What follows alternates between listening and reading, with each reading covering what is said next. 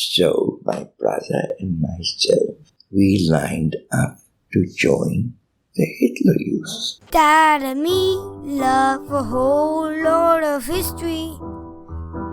We could be the greatest team that the world has ever seen. Dad and me love a whole lot of history. Parents, this episode is designed to help kids understand better, but without causing nightmares.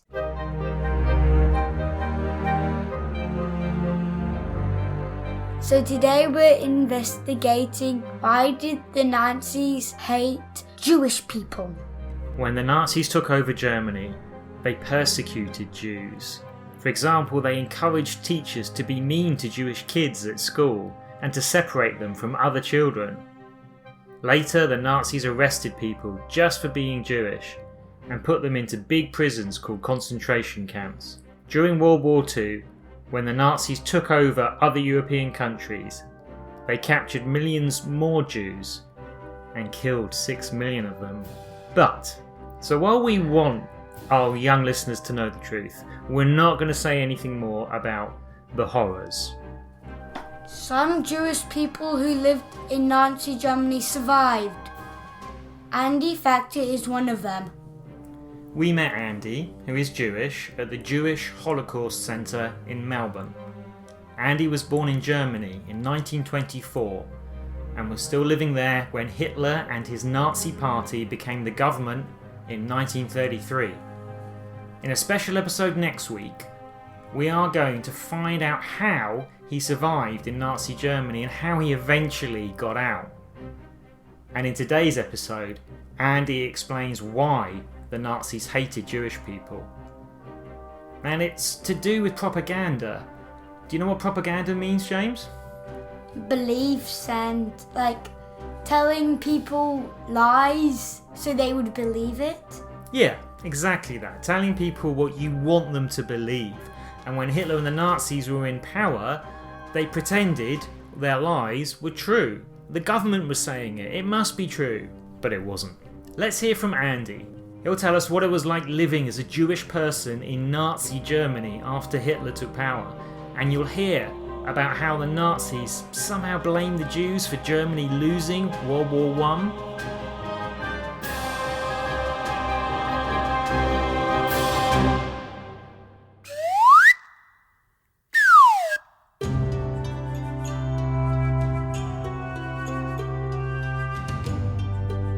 What did the Nazis tell their own people about Jews?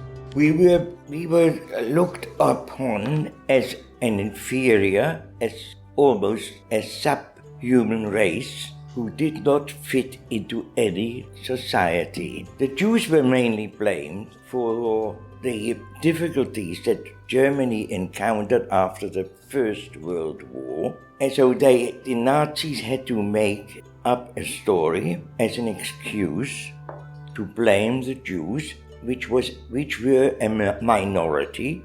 Actually, in Germany, the Jewish people actually were very successful in any of the fields like science, medicine, and it developed a jealousy. In fact, I would say that the Jewish people excelled in many fields, and there was some sort of jealousy involved.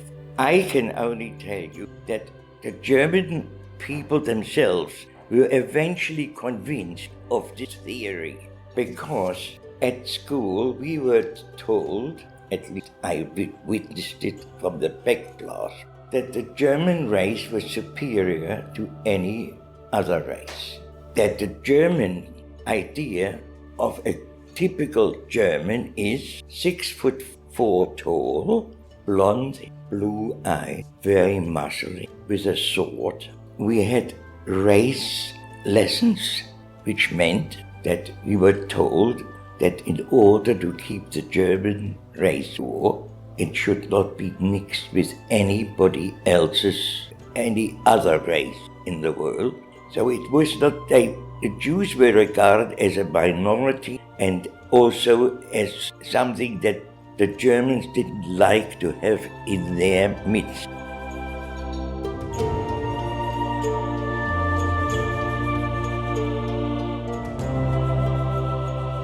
In 1933, Hitler took over. I was then 9 years old. The previous 3 years, when I started state schools, I had a very happy time. I was a good student. I was enjoying my lessons. I loved my teachers. But all this changed when I was 9 years old in 1933, when the Nazis came to power. I was, after a while, realized that somehow the lessons changed generally. The topic of the German super race became very prominent, and one day, I remember clearly, the teacher came to me and told me that I would no longer be able to sit next to a German boy. I was then relegated to the back of the classroom, where there was a desk, a spare desk, which was normally used as a punishment desk. It meant that any of the students in my class were accused of a misdemeanor or whose homework was not up to scratch, they were set at this desk next to me. So yeah, if you did something wrong, you'd normally be sent to that desk. But in Andy's case, just for being Jewish, he's sent to that desk, hasn't done anything wrong.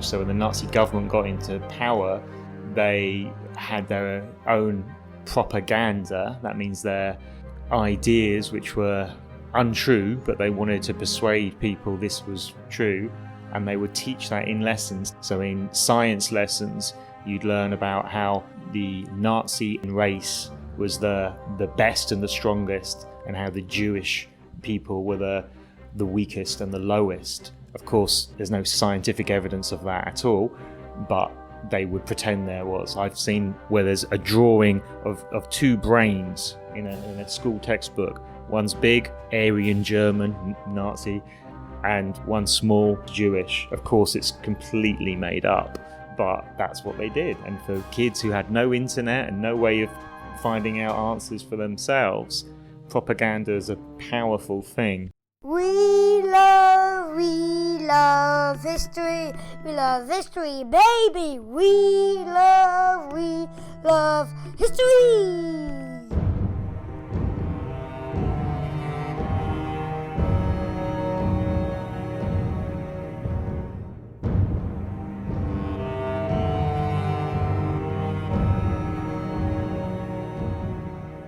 Yes, and we know, as well as separating Jewish kids in classrooms when the Nazis got into power, they soon brought in laws that prevented Jewish people marrying Aryan German people.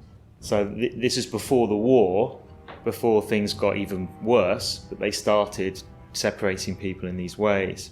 Why do you think they picked on Jewish people as opposed to another minority of people? Why was that their obvious one to blame? Well, for some odd reason, I might tell you, there were practically no other minorities in Germany at the time. Right. So they let me put it this way, they did not stick out as much as Jewish people. Don't forget, Jewish people adhered, particularly in Germany, tried to keep to their Jewish identity, which meant we kept our holidays. We had a prayer room.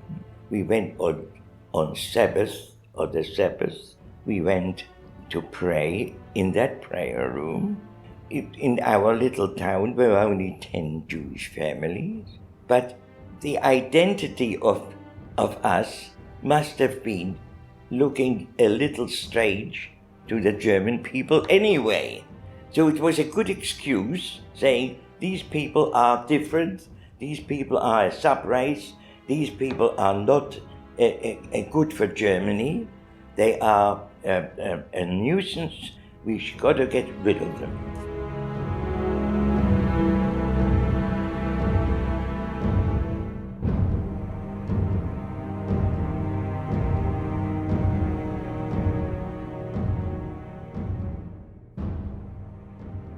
There were some teachers who showed some sympathy for me. They were mainly elderly teachers. But the fact remains that these people, these teachers, these elderly teachers, were eliminated gradually, and the part of these teachers was taken up by young Nazi teachers. Did you follow that? So if you were kind or even just normal, if you just didn't do things in a very pro-Nazi way, then you would be sacked at least. You'd be removed from your job. So the school would end up with only teachers who loved the Nazi party and followed their ideas.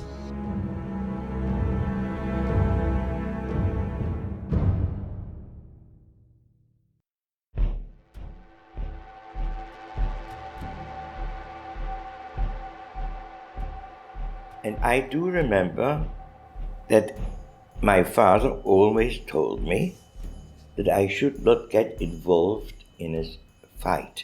One day I couldn't get out of it. I was attacked by one of the students of my class, and I had to defend myself. So I gave this boy a black eye.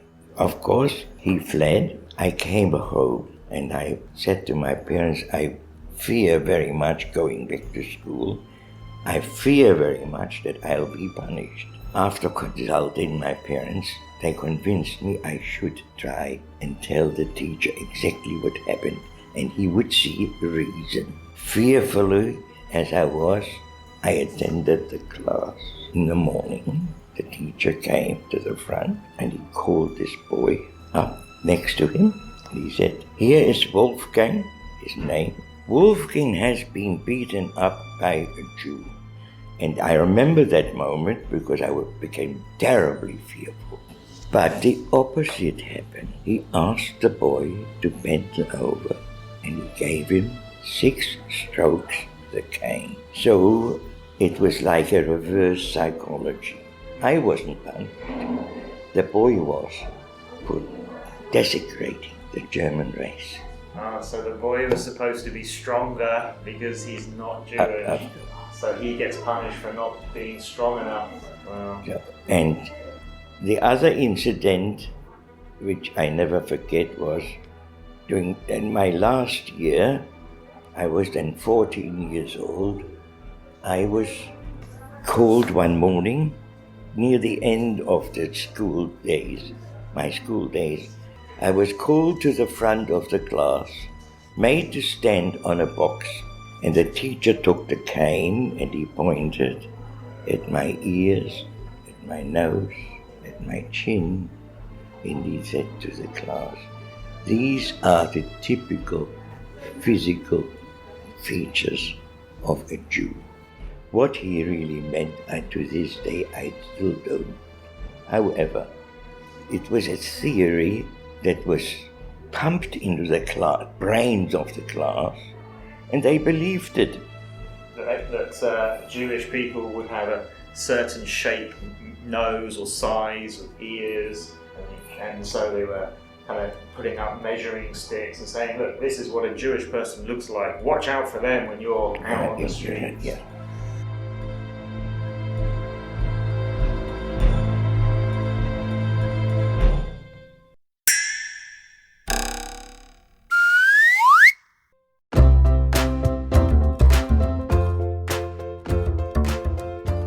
Well, that's almost it for this episode. Next week, we are releasing a bonus episode all about Andy's extraordinary story, including how makeup saved his life. After next week, we'll be releasing 1 episode a month during the rest of 2020. If you're new to Dad and Me, you should know that as well as a couple of more serious topics like today's one, we have lots of fun, joke-filled episodes to listen to in our back catalogue. Which episodes do you think are our funniest, James? Probably Henry VIII or the Roman ones. Why did Henry VIII need 6 wives? Or was the Roman army so awesome? Yeah, in that one, I still remember that joke when a Roman walks into a sweet shop, holds up 2 fingers and says, 5 sweets, please. you got to be a clever historian to get that one. So yeah, there's lots of jokes in those episodes and in other episodes. So check it out. Keep listening for our quiz questions based on today's episode. But first, here's a message from us.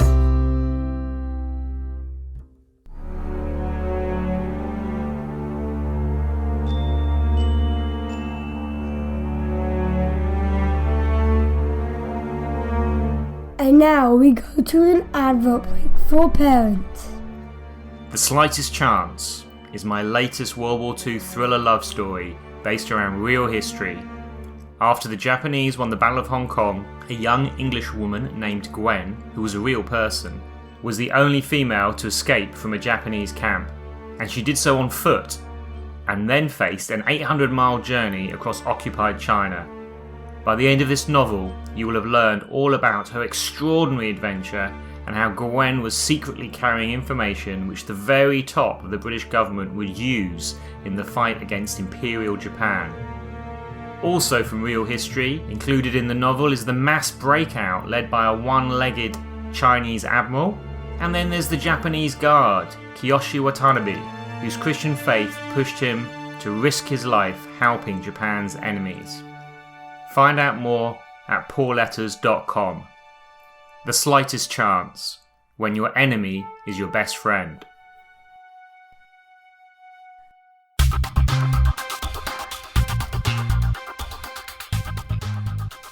Here are some questions based on today's episode. Number 1. When was Andy Factor born? Number 2. When did Hitler and the Nazis take over Germany? Number 3. What does propaganda mean? Number 4. Who was Andy separated from at school? Number 5. What did Andy's teacher do to Andy in front of the class? And finally, number 6. Only about 500,000, that's 500,000, Jews lived in Germany. So how were the Nazis able to capture millions more Jewish people?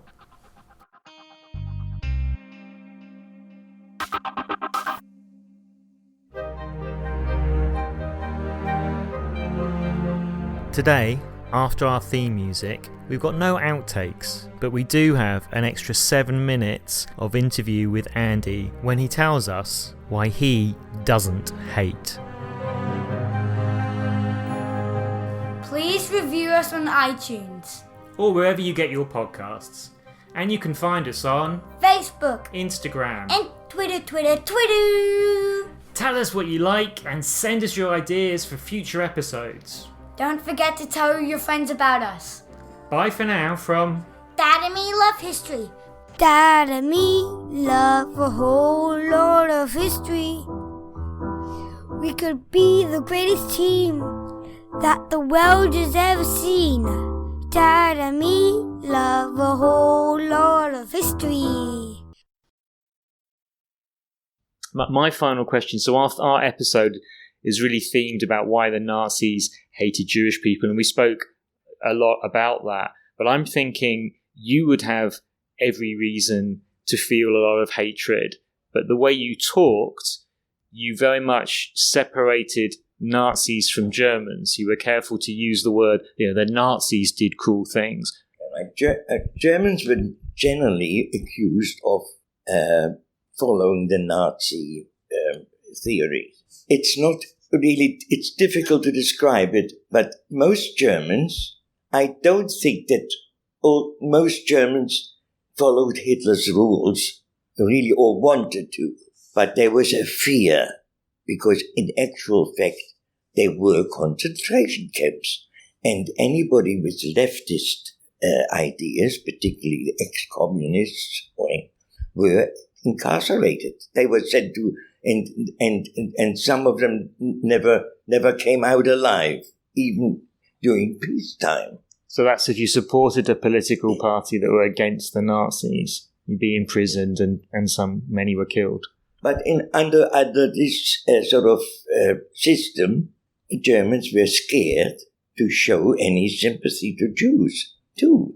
So, I mean, in many ways you can't blame the German people, except the ones that were convinced, young people that were convinced of the Nazis' ideology. However, I would say now, I get always this question, do you hate Germans? Of course I don't hate Germans. I don't hate Germans because, first of all, in a practical sense, it's a different... they're young people now whose parents may have committed atrocities, true. But the young people of Germany have changed. I mean, I don't say there is no anti-Semitism anymore, but I do know it's completely different. So I do know within myself that I regard just Germans as human beings, and I bear no grudge. That's really good to hear. And I think to do anything else, if we keep hatred inside ourselves, it makes us, unhappy people, right? Naturally. I mean, hatred is indescribable what it can do to a mentality of people. Because there was a certain section of Germans, true, at the time, who were convinced that Hitler was right. There's no doubt about that. But generally speaking, we had very good friends, German friends, before Hitler came to power. We were invited to their Christmas parties. We were invited to their birthdays, and we had, and generally speaking, we went on picnics together. I remember, as a young child, I remember going on picnics and having a wonderful time with German people. But you can see what it can do. There were certain attractions, and I will tell you a very interesting episode of my own experience, together with my brother. When Hitler came to power during the early days, we were once invited to come to the gymnasium, and there was a boy dressed in Hitler Youth uniform, with a leather strap across, a hunting knife, peaked cap. Now, can you imagine what that does to a 9-year-old boy? How attractive that is. So my brother and myself, we lined up to join the Hitler Youth. Yeah. And of course, my brother bawled his eyes out when we were refused. So the Hitler Youth, like a youth group, but it's run by the Nazi Party. And if you did get into it, you'd get even more propaganda about how bad the Jews were. But of course, they didn't let Jewish people in to the Hitler Youth. It's very attractive, the uniform. But the fact that... smart looking. As a 9-year-old boy, can you imagine?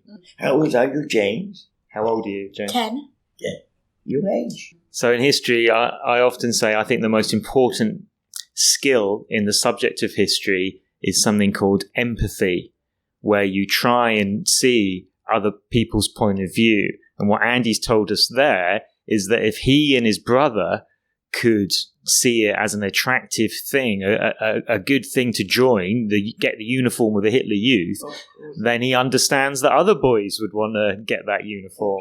Yes. I mean, it sounds... Yeah, everybody laughs when I tell them this. Because it is. Yes, but you really have to understand it. It's only human. Yeah. Well, can you finish off for us? Thank you, Andy. Yes, just thank you, Andy. Once again, thank you for having Dad and me love history. It's been a privilege to meet you and to hear all about these experiences. And we are pleased that we've got thousands of listeners who are going to hear your story as well. Thank you very much for interviewing me.